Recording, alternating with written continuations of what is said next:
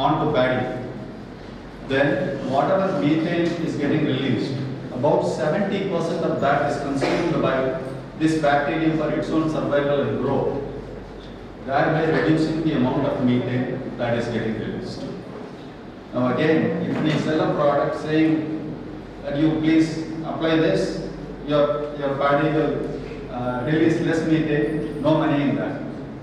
Fortunately, this formulated product also works as a biostimulant, incorporating some level of stress tolerance as well as enhanced yield potential in rice plant. So this is actually ready to go. We don't have to wait to develop new varieties. So this is how you actually come up with a pipeline of solutions to ensure that you don't wait, you hit the road with what is available now and then do what is the next best.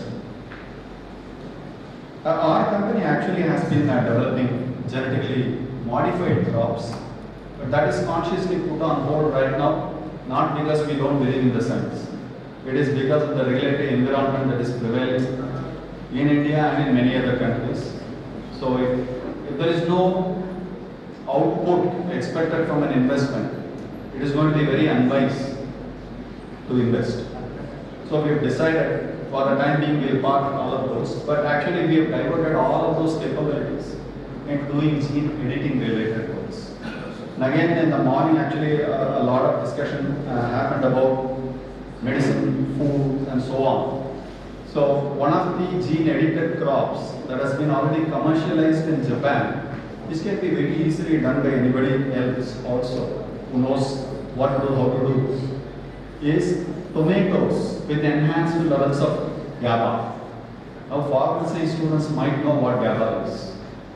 Gamma aminobutyric acid. This actually causes calmness and can be very useful in lowering blood pressure in human beings. So if you eat tomatoes, you don't have to take blood pressure medication.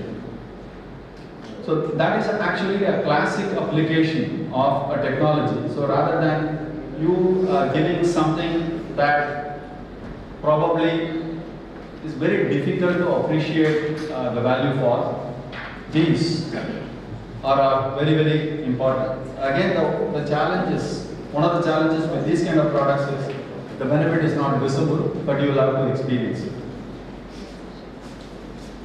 And moving on to, so there are many other examples. I don't want to go through a long list. And we ourselves are actually working on developing pest-resistant rice using gene editing. Moving on to food technology, you will actually see that maybe every bread loaf you buy, you can store actually for much later than the expiry date that is on the pack if you choose to leave it in the fridge. Right? Home baked bread, if you keep outside, the second day actually you will see fungal growth. The reason is preservatives. And a lot of these preservatives actually are used in very small quantities, which are safe to consume if they are consumed consciously. But if you consume 3 times a day the same bread, 365 days, it is not going to be a little bit. Every little bit is going to add. So this is where again, sustainable solutions are going to be very, very important.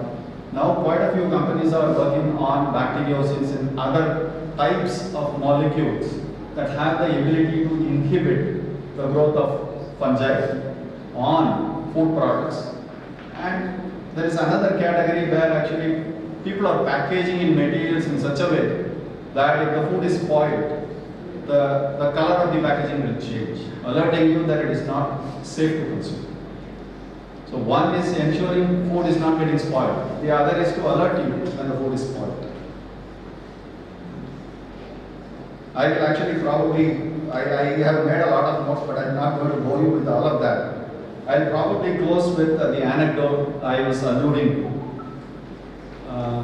I had this habit of going to begin bathrooms almost every day when I was in BSc because my course was so easy and I didn't have to study much.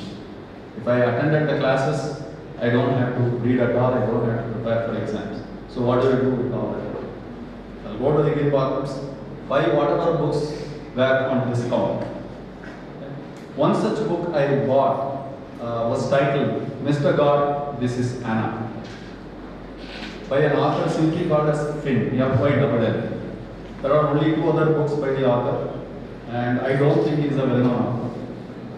But the most memorable passage or portion from that book I have taken to heart and keep practicing as much as possible every day is Finn is also the lead character in the book, and he adopts a child from the streets of UK, and they have got into the habit of taking long strolls in the morning when this man will be actually telling her whatever he knows, and Anna is a quick learner. During one of those strolls, this girl actually asks, "What is that?" "Oh, it is a flower. And it is a yellow flower." "Why is it yellow?" "Because it absorbs all other colors and reflects only yellow." She appears shocked. Says, "Actually, I keep with me whatever I like. What I don't like, I throw. This flower actually doesn't like yellow, which is why it is throwing out.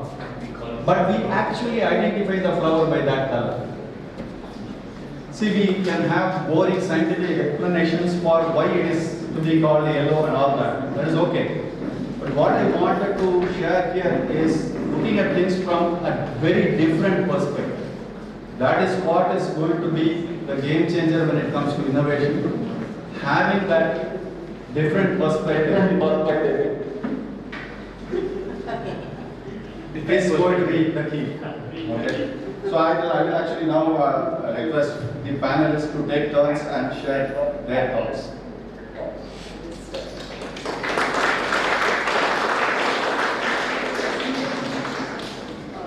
Thanks, Dr. Rama.